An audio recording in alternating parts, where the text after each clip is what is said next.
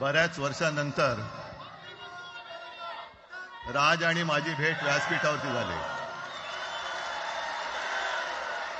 आता पंचायत अशी आहे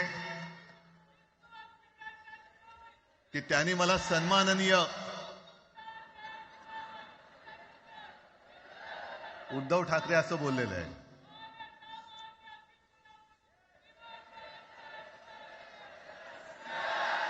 ठीक आहे. आणि साहजिकच आहे की त्याचंही कर्तृत्व आपण सर्वांनी पाहिलेलं आहे.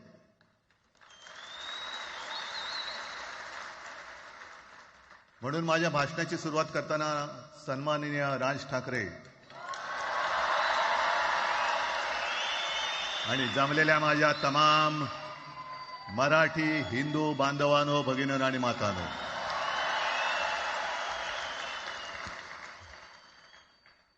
अप्रतिम मांडणी राजनी केलेली आहे. माझ्या भाषणाची काय आवश्यकता आहे असं मला वाटत नाही, कारण आजच्या कार्यक्रमाची घोषणा झाल्यानंतर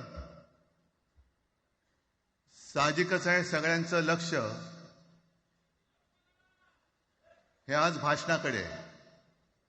पण वैयक्तिक मला असं वाटतं की आज आमच्या भाषणांपेक्षा आमचं एकत्र दिसणं हे महत्वाचं आहे.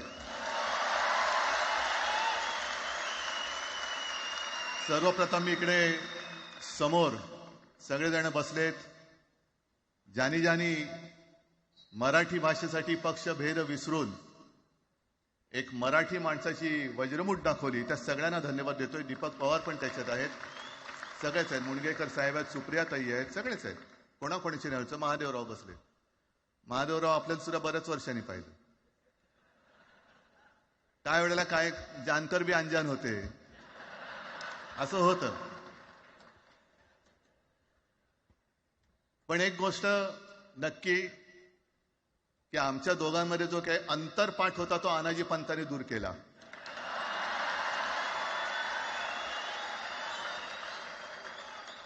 आता अक्षता टाकण्याची काय तुमच्याकडनं अपेक्षा नाहीये.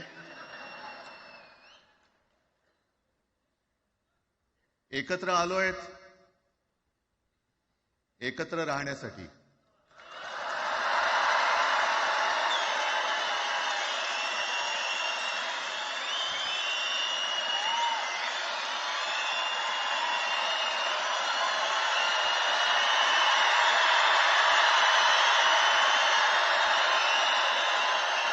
आणि मला कल्पना आहे,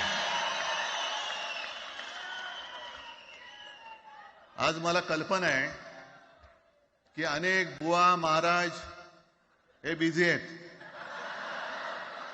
कोण लिंब कापतंय, कोण टाचण्या मारतंय, कोण गावी जाऊन अंगारे दुपारे करत असेल, रेडे कापत असतील. त्या सगळ्यांना सांगतो, या सगळ्या भोंदूपणा विरुद्ध माझ्या आजोबांनी लढा दिला होता आणि त्यांचे आम्ही वारसदार म्हणून तुमच्या समोर उभे ठाकलेलो आहोत.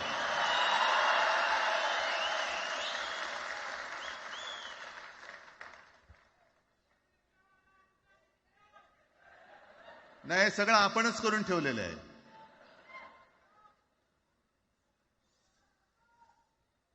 भाषेवरनं जेव्हा एखादा विषय निघतो तेव्हा तो केवळ वरवरचा धरून चालणार नाही. मधल्या काळामध्ये अगदी दोघांनी, म्हणजे मी काय राजनिक आणि आपण सगळ्यांनी या नतद्रष्टांचा अनुभव घेतलेला आहे. वापरायचं आणि फेकून द्यायचं. आता आम्ही दोघं मिळून तुम्हाला फेकून देणार आहोत. आजपर्यंत वापर करून घेतला. अरे डोक्यावरती जर का शिवसेना प्रमुख नसते तर तुम्हाला ओळखत कोण होतं या महाराष्ट्रामध्ये?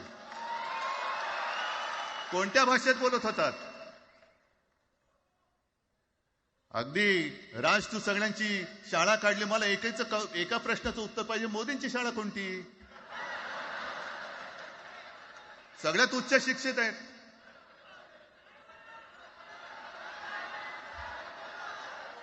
पण हे जे काय यांची मध्यंतर मी बोललो ना, भाजप ही अफवांची फॅक्टरी आहे. मधल्या काळात त्यांनी सुरू केलं होतं, उद्धव ठाकरेंनी हिंदुत्व सोडलं. हिंदुत्व ही कोणत्याही भाषेची मक्तेदारी नाही. आम्ही अस्सल मराठी बोलणारे तुमच्याही पेक्षा जास्त कडवट कट्टर देशाभिमानी हिंदू आहोत. तुम्ही काय आम्हाला हिंदुत्व शिकवताय? अरे 92-93 साली जेव्हा जे काय घडलं, देशद्रोही मातले होते, तेव्हा मुंबईतल्या अमराठी लोकांना सुद्धा हिंदू म्हणून माझ्या शिवसैनिकांनी, शिवसेना प्रमुखांच्या शिवसैनिकांनी व मराठी माणसांनी वाचवलेलं आहे. आणि देवेंद्र फडणवीस आज जे बोललेत, बातम्या आले सगळीकडे, मी इकडे बातम्या आणल्या आहेत. भाषेच्या नावाखाली गुंडगिरी सहन केली जाणार नाही. जर महाराष्ट्रामध्ये मराठी माणूस न्याय मागण्यासाठी आंदोलन करत असेल आणि त्याला जर का तुम्ही गुंड म्हणत असाल, तर आम्ही गुंड आहोत. आम्ही गुंड. न्याय मागणं म्हणजे गुंडगिरी नाहीये. आणि जर का गुंडगिरी केल्याशिवाय तुमच्या दरबारी न्याय मिळत नसेल, तर आम्ही गुंडगिरी करूच.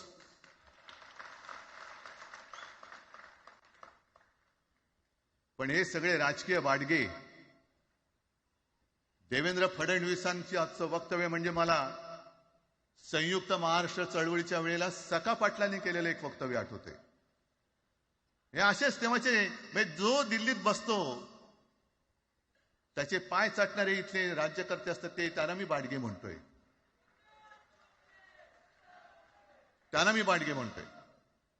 कारण संयुक्त महाराष्ट्र चळवळीमध्ये मुंबई आपल्याला आपण मिळवली. आपण म्हणजे आपण मराठी माणसांनी. तेव्हाही तत्कालीन जे सत्ताधारी होते, हो अगदी काँग्रेस होतीच ना तेव्हा सत्तेवर, मुंबई मराठी माणसाला द्यायला तयार नव्हती. आणि तेव्हा सुद्धा एक मराठी माणूस, म्हणजे आज जे बोलतात ना आम्ही मराठी नाहीत का, अरे तुम्ही नुसतं नावाने मराठी आहात, तुमच्या अंगात मराठी रक्त आहे की नाही आता तपासावं लागेल. आणि सखा पाटील बोलले होते, यावच चंद्र दिवाकरो, मुंबई महाराष्ट्राला मिळणार नाही. कशी नाही मिळत, झुकवलं, वाकवलं, गुडघ्यावरती आणलं मराठी माणसानी. आणि मुंबई आपल्या हक्काची, तुम्ही आता जी घोषणा घेतली ना, दिली ना, ती मुंबई आपल्या हक्काची आपण लढून आपण मिळून घेतली.